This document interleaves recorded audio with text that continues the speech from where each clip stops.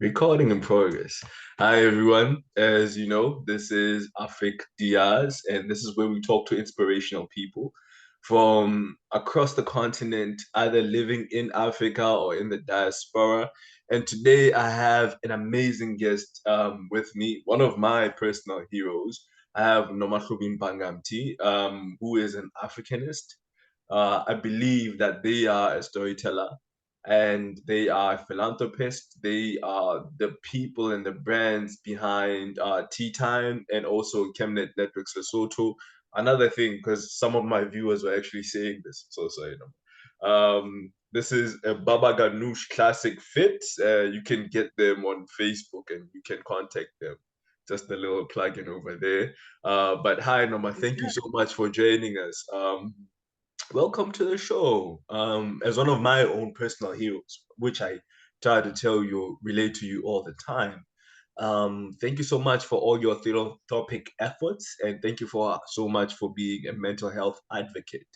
I think I've talked a little bit about what you do. I think I should hand it over to you and to our guests to explain who is actually Nomahlubi Mbangamthi. All right. Hi, Leoma. Thank you so much for having me on the show this evening. Good evening or good afternoon to the viewers, depending on where you are Yeah. in the world. Gosh, I feel like such an intruder on this show. Of me not being part of the diaspora and being an African actually living on the continent. Mhm. But anyway, it is what it is. I'm so happy to be here.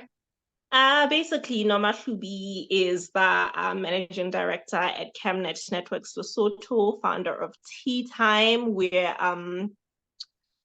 Chemnet is a human rights organization. We deal with upliftment of um, the youth in their entirety, whether LGBTIQ plus community, be it women, be it orphaned children.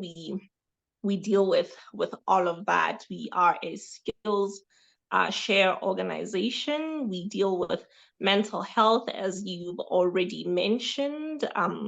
We are a philanthropic organization. We have yearly clothing runs. And at the moment, just to a young plug in, we're currently running a book drive for an orphanage in St. Cecilia, the St. Cecilia Orphanage. They are starting a community library, and we would appreciate all donations of all kinds of books, preferably African authors, but all books are welcome. So sorry if this is taking too long, but just please find us on the Chemnet page if you would like to make a donation. Yes, and on the side of Tea Time, we uplift African women, femmes, and non-binary feminine people. And we're here to tell stories. You know, we're trying to decolonize. Basically, what I'm trying to do is decolonize the narrative that has been for so long, you know, the dark continent narrative. I'm just trying to unpack that. I'm trying to demystify who and what we are. And I don't know, does that answer your question? Yes, yes. One of the key things that I've always asked myself is what inspires you, especially in terms of the advocacy that you do, because it's not only mental health. You talk on gender issues as well. So how does Nomahlubi wake up in the morning and what actually inspires or gives them that little battery in the backpack to actually just go forward?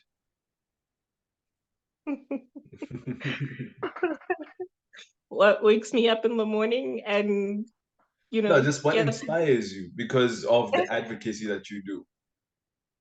I mean, it is who I am. Yeah. You know, it is who I am. It is me wanting to fight for the rights of my community. I don't think I have a choice. You know, when you exist in a certain type of body, sometimes you don't have a choice but to be an activist, just like your identity in itself forces you to be an advocate or an activist.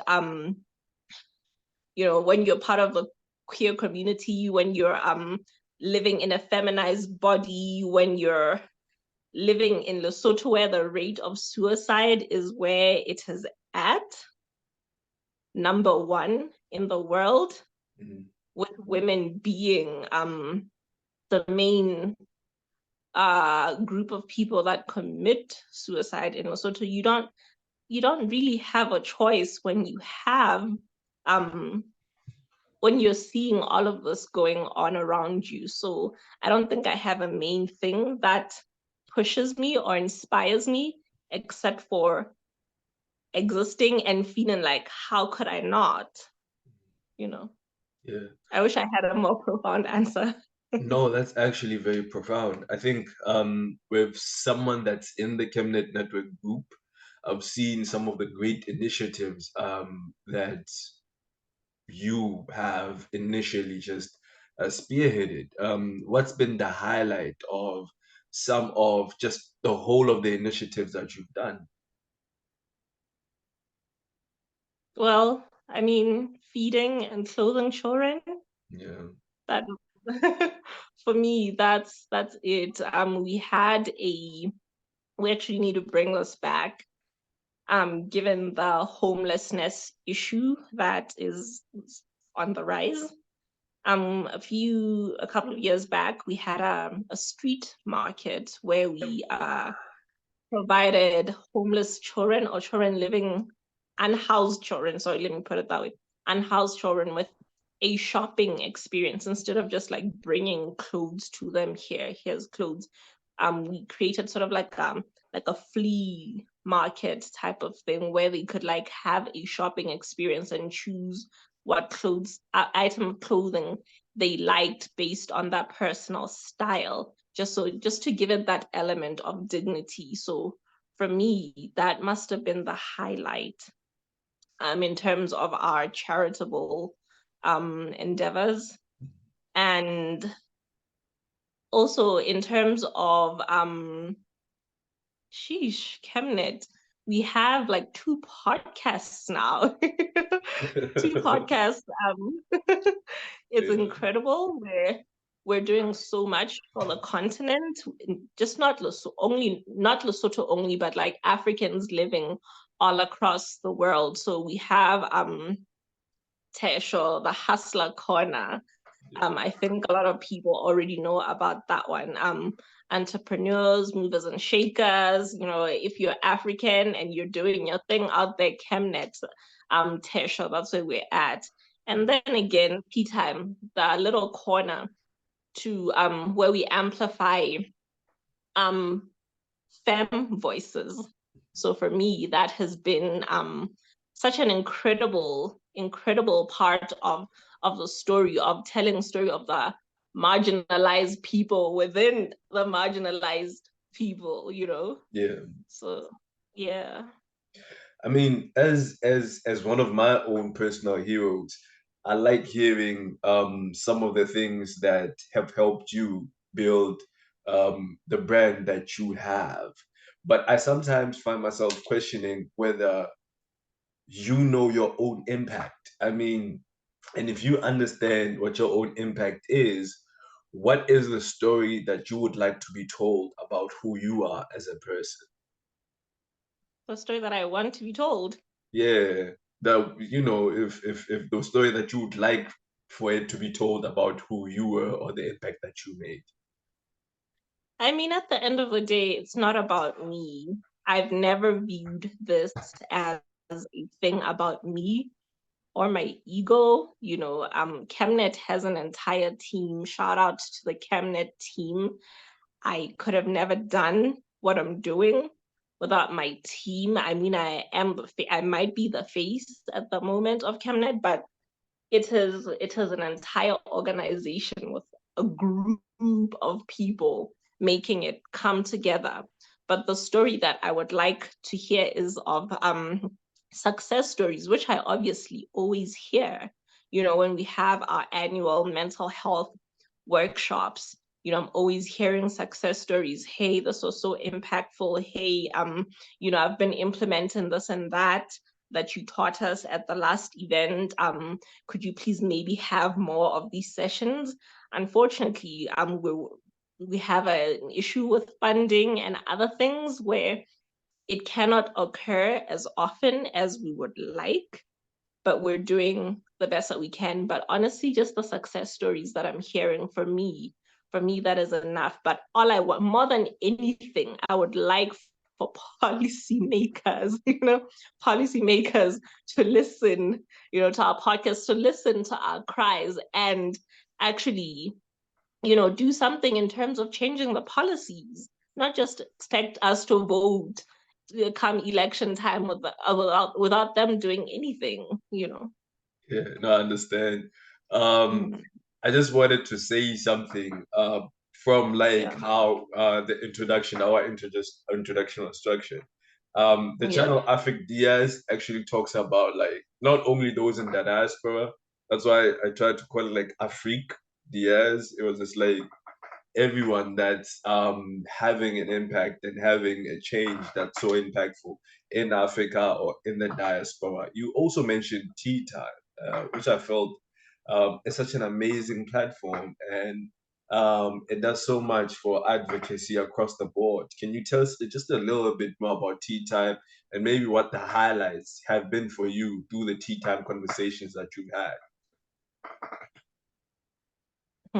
You know, when you speak of tea time, when I first started tea time, I think that was last year.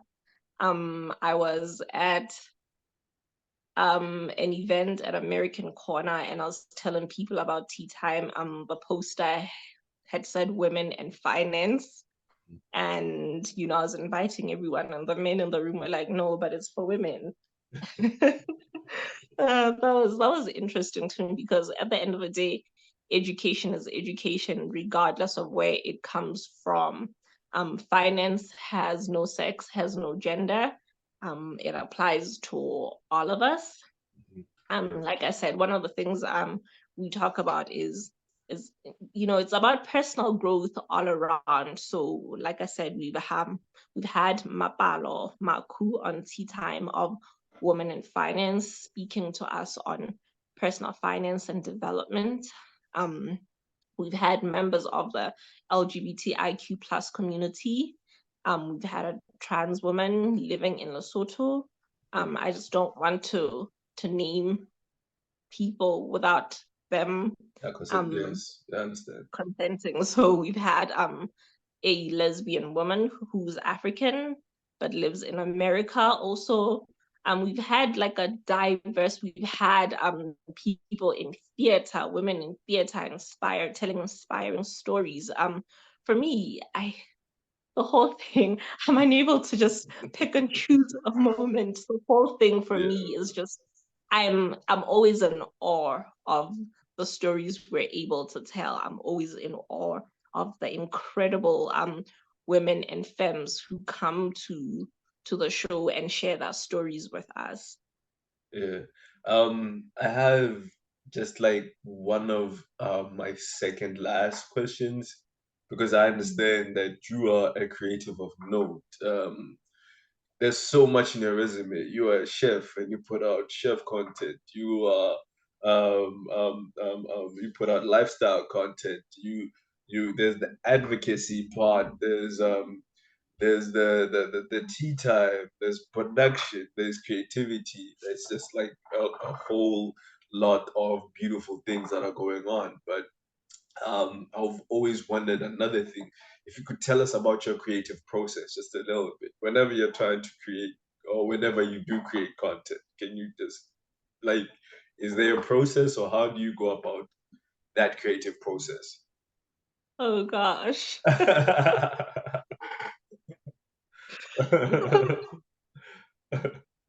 The sort of person who does things.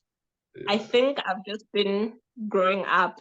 I was just so sheltered yeah, and so afraid of the world. And at some point, I just felt like, no, man, I need to start living. I need to start doing the things I want to do.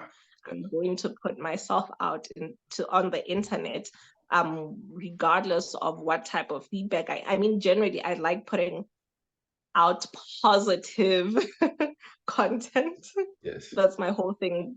Put out as much positivity into the world as I possibly can. Share what I can learn, and not hoard information, not gatekeep. So I learn, and I feel like if I'm learning this and I feel like this is positive and I'm growing so much from this, I'm going to share with everybody else. So I put myself out there. I learn something, put myself out there, and just share. Like I said, I was so sheltered so much that like at some point I was just like, no, I'm going to do things. I'm going to start taking solo trips. I'm going to go on adventures. I'm going to share it on with the world. You know, you can do these things on a budget. You can't let things like not being where you want to be financially stop you from doing the things that you want to do. I like nourishing my body, so I'm going to make nourishing food. I'm going to teach people how to make good food on a budget on the internet. You know, it's just what I do. I'm not going to let certain things stop me from just doing me. I mentioned that was like my second last question, just because I feel like Afik Diaz was just meant to be like genuine conversations about Yeah. impact, just genuine conversations about impact. And my very last question to you would be if you have any last thoughts, if you have anything else to put on the table, what would you like maybe for our listeners to know a little bit about you, just a little bit more, or just any last thoughts, really? Okay, well, you've already exposed me that I'm not just an amateur cook on the internet, that I'm actually a chef. Yeah. Um, that's a secret, I guess, that a well kept secret. Now it's out in the world. I'm so sorry. No, it's good. It's good. Okay. I just I just want people to know that you can use what you have, use your resource, whatever resource you have at your disposal to do the things that you want to do. I don't have podcast equipment. Is that stopping me from making podcasts? No, it is not. Is that going to stop me from spreading positivity and light into the world? No, it is not. Um, I might have been privileged in the fact that I got to polish my skill, or at least my talent. I got to polish it by going to culinary school. But if you want to cook, the internet is, Google is free. You could learn from Google, YouTube, also free. Just use the skills that you have around you. And once you have learned something, or once you have found opportunities, share with everybody else. I was reading Mapalo Maku's book for like a year before I decided I'm going to have Mapalo on my show. I'm going to share this knowledge, and I'm going to allow her to share knowledge from her book, her wisdom herself. So we just use what we can, and we gatekeep nothing. Yeah. We gatekeep nothing. We have ourselves. We're in the middle of a revolution. Africa is in the middle of a revolution. I'm so excited to witness this revolution, and also I feel like I am part of the African Renaissance. You are So it's a thank you. definitely. Yeah. It's an exciting time. It's an exciting art. We have these amazing artists coming out of Lesotho. We just use what we can, and we tell our own story. It's just what it is. Yes. Any last comments in terms of where we can follow you? Some of the projects that you're currently engaged in, or you'd like to plug in, shameless plug, or anything that, yeah, in terms of contact details. follow Chemnet Networks Lesotho on Facebook. YouTube, Chemnet_networks on Instagram, Chemnet Networks Lesotho on LinkedIn. And if you want to follow me personally and my journey, I'm LinkedIn, Nomahlubi Mbangamthi on LinkedIn. On my Instagram, if you want to follow the shenanigans over on my personal Instagram, again, Nomahlubi Mbangamthi or at Mahlubi. That's basically where I am found. Let's connect and let us change the story. Ya Lesotho le bana ba Basotho. This has been a beautiful conversation. Thank you so much for the person that you are. Thank you so much for the impact that you're having. One last thing for me, Afik Diaz was meant for everyone in the content. I feel us melanated people have such a strong, rich story to tell. And I happen to be blessed to have so many great people around me. I try to be a great person myself. But yeah, this has been a very great conversation. And thank you, everyone. As always, last number, the Pantula, the Nyogalahasuri, signing off.